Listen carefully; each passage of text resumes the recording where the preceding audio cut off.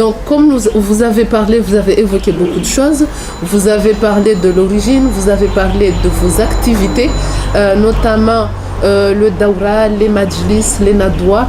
Mais en fait, moi, ce qui m'intéresse là aujourd'hui, c'est que vous me dites, c'est quoi finalement les résultats à partir de tout ce que vous faites. Qu'est-ce que finalement ça rapporte? Qu'est-ce que ça rapporte à la population mahoraise? Je dirais qu'à travers toutes les activités que nous réalisons, depuis 2004 à nos jours, il y a beaucoup de fruits. Et je dirais même que seul l'aveugle ne voit pas ces fruits-là. C'est-à-dire? Mais ils sont là. J'y viens, madame. Premièrement, en ce qui concerne les daouras dont on parlait tout à l'heure, aujourd'hui, vous avez beaucoup de jeunes, notamment ceux qui ont participé à cette activité-là, qui connaissent mieux leurs origines, leur culture. Et même, je peux vous donner un exemple. Moi, j'ai assisté à un daoura où il y a M. Rastanis Pello, le président de l'association Chimé, qui est venu nous apprendre les mots basiques, ou ne serait-ce que comment compter en chimaoré. Et moi, c'est la première fois, c'est là où j'ai appris à compter en chimaoré. Aujourd'hui, je sais comment on dit 1000, je sais comment. Donc,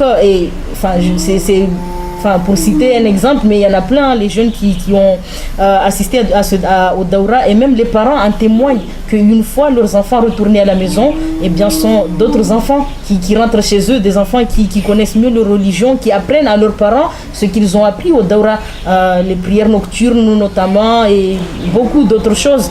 Et à travers cette daoura également, il y a eu des ouvrages qui ont été écrits par les élèves, parce que à chaque daoura, il y a un thème bien précis qui est traité. Donc à l'issue du daoura, il y a un examen qui est organisé, donc les lauréats d'un des daoura qui a été organisé, ils ont sorti un ouvrage sur le thème qui a été réalisé.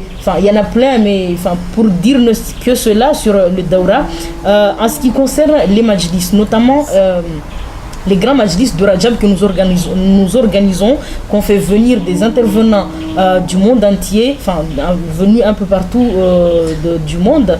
Je pense notamment à l'Inde, la France, le Kenya, et j'en passe. Aujourd'hui, Mayotte, qui est une toute petite île sur le globe, que même, on a du mal à le situer. Aujourd'hui, Mayotte est connue à l'extérieur. Voilà, à l'extérieur, grâce au Majlis, et même dans les pays qui n'ont jamais participé à ce Majlis, mais ils savent qu'à Mayotte, à une telle période, il y a un grand Majlis qui est organisé, et beaucoup aimeraient venir assister à cet événement mondialement connu aujourd'hui. Donc aujourd'hui, on sait que Cheikh Bouhari, quand il rentre chez lui, devant son assemblée, il faut savoir que c'est un fondateur d'une université, des écoles, qui a à sa charge 20 000 élèves. Devant son assemblée, il parle de Mayotte. Il parle de Mayotte, ça, je ne sais pas si vous comprenez quand je dis il parle de Mayotte devant cette assemblée. Et il y a également un cheikh de la Mecque, une fois qui est venu à Mayotte. Aujourd'hui, on sait que devant la Kaaba, il fait des dons pour Mayotte. Et Mayotte a besoin de dons, de la baraka de ces gens-là. Donc aujourd'hui, nous vivons dans une mondialisation, et Mayotte essaye de s'insérer dans cette mondialisation, pas que économique et tout ça. Oui, il y a cette partie-là, mais on veut vraiment la totale pour Mayotte. Donc, nous, on a choisi la voie de cet islam qu'on disait tout à l'heure, de paix, de tolérance, qui a besoin d'être propagé dans un monde aujourd'hui où les guerres sont présentes, où voilà, donc... c'est vraiment là, ça rejoint vraiment le nom de l'association, association de partage culturel et d'ouverture. Donc, ce majlis-là, il est complètement dans cet esprit d'ouverture et de partage. Donc les autres qui viennent d'autres pays, ils viennent voir l'islam de notre territoire, et ils ramènent une bonne image de Mayotte à l'étranger. Donc c'est une promotion de la culture mahoraise à l'étranger. Donc c'est vraiment... Ça répond à la question que je voulais vous demander d'ailleurs. Quel intérêt de faire venir des gens de l'extérieur alors qu'à Mayotte, on a des grands fondis qui sont là, qui peuvent nous parler de l'islam. Donc ça répond en partie à cette question. Si vous avez d'autres choses à développer là-dessus, quel intérêt justement? On a des grands fondis, on a... Justement, vous-même, vous m'accordez à dire qu'aujourd'hui, tout le monde mange du riz, mais à un moment donné, il faut qu'on change. Avant, on ne mangeait pas des pâtes. Et c'est quelque chose qui est nouvellement rentré. On l'a accepté, sans le régner. Pourquoi leur refuser des gens d'un regard extérieur? Il faut savoir que, juste, on parlait de, par exemple, des pays étrangers. Mais je peux dire justement en Grande Comore, Mayotte n'a jamais eu une bonne image. Mais là, à force de Majlis, là, on est vu autrement. Et c'est ce qu'on veut. Regarde ce qu'on appelle, on parle souvent de ce terme qui a été créé il n'y a pas si longtemps, coopération régionale. Oui, oui. Et maintenant, on est en plein dedans. C'est pourquoi moi, j'ai dit le CG, le Conseil départemental, a participé. Et c'est pourquoi les gens se posaient la question, pourquoi il a donné tellement d'argent, en fait. On sait que toute association a besoin de financement. Justement, c'est là où on va, peut-être ma collègue va aboutir. Donc, c'est pas quelque chose de miraculeux, c'est pas quelque chose d'exception, c'est pas exceptionnel. Donc, c'est quelque chose de Conseil général a vu que c'est quelque chose qui répond à son thème. Donc, c'est pourquoi il a dit bon, je finance. Donc, quand on dit coopération régionale, d'abord, souvent je me souviens, on disait qu'il faut que pas que Mayotte qui doit donner, il faut qu'il reçoive. Maintenant, on est en plein temps. Donc on reçoit. Voilà, on parle d'une coopération régionale gagnant-gagnant. Donc nous avons des Indiens qui sont venus ici, nous sommes dans le même océan Indien, ils sont venus à Mayotte découvrir l'islam de Mayotte et ils ont pris cette image, ils l'ont emmenée en Inde. Donc Mayotte est connue en Inde avec de très bonnes images. Pareillement, ceux qui viennent du Kenya, qui sont venus nous apporter les connaissances, mais qui sont partis avec une richesse culturelle de Mayotte et qu'ils ont ramené chez eux. Pareillement pour ceux qui viennent de Maka, à Maka, ils ne connaissaient pas Mayotte. Ils disaient, vous êtes d'où? Les Maorais sont obligés de dire qu'ils viennent de Juzur Comor, des Comores. Alors qu'ils ne sont pas de nationalité comorienne, vous êtes français. Comment vous êtes Maorais, vous êtes Comorien et puis français. Donc, Mayotte est connue à Maka pour être des Maorais, donc différents des Comoriens qui sont, eux, de nationalité comorienne.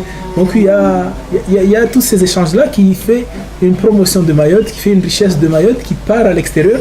Mayotte maintenant est connue dans le monde grâce à ces majlis, grâce à cette association. Et en complément, pour répondre à votre question, le pourquoi aujourd'hui Mayotte en fait a signé une convention avec l'Inde. Je vous disais tout à l'heure, des gens qui ont des madrasas chez eux, aujourd'hui il y a une convention qui existe entre Mayotte et ces territoires-là. Si aujourd'hui vous voulez envoyer vos enfants, oui, vous voulez envoyer vos enfants pour aller étudier dans ces universités-là, la convention elle est là, il n'y a aucun problème, il n'y a aucun souci. Et justement, ça sera des sciences qui, une fois qu'ils seront acquises, de retour chez eux, les enfants, ils ne vont pas aller en contradiction avec ce qui existe à Mayotte. Ça sera qu'une continuité.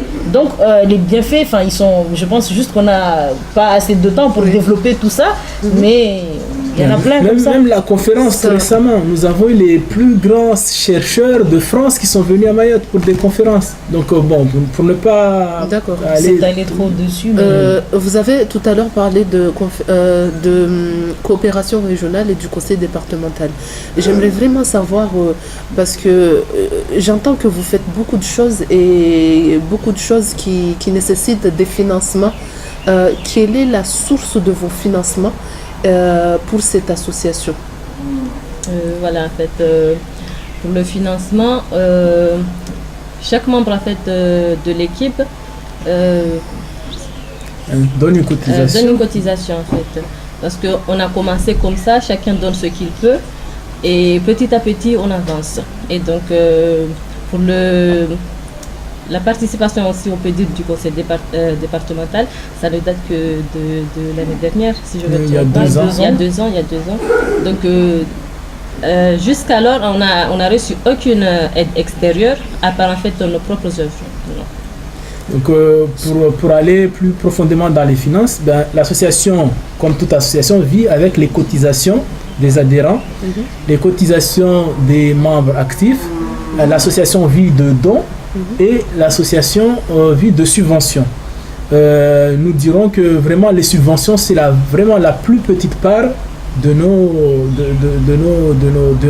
entrées d'argent, puisque c'est plus des dons de gens et de cotisations dont il est fait objet. Le Grand Majlis, c'est un événement très coûteux, mais que les Mahorais eux-mêmes financent. Chaque Mahorais, il a envie de donner son tabarouk pour participer au Majlis, pour pouvoir faire venir les invités. Il y en a qui donnent leurs voitures pour contribuer au transport. Il y en a qui payent les billets. Il y en a qui donnent leur maison pour les invités, pour les accueils. Donc tout ça, c'est des éléments très coûteux. Et sans les Mahorais, nous ne pourrions jamais accueillir ces personnes-là sur place. Donc ce ne sont pas les subventions qui pourraient payer ces billets, ni le repas, ni... Donc c'est une aide, effectivement, qui nous est très... Ça m'intrigue. Excusez-moi, ça m'intrigue parce que de tels événements, parce qu'on a entendu l'ampleur des événements qui sont faits, les conférences qui sont très coûteux d'ailleurs, les grands majlis qui se déroulent 4 à 5 jours des fois, ça m'intrigue parce que comment vous avez fait pour que tout le monde donne un don pour que ça puisse couvrir toutes vos activités. Justement, c'est là où je voulais venir. En fait, les Mahorais aujourd'hui, ils ont compris c'est quoi Moultakanour. Ils ont compris ce que Moultakanour apporte à Mayotte. Et en fait, c'est par amour pour cette île et surtout parce que les Mahorais sont une population très accueillante. Si j'ai pas peur de le dire, je dirais même que c'est la population la plus accueillante du monde parce que un invité, lorsqu'il vient chez nous, on aime que cet invité-là soit satisfait.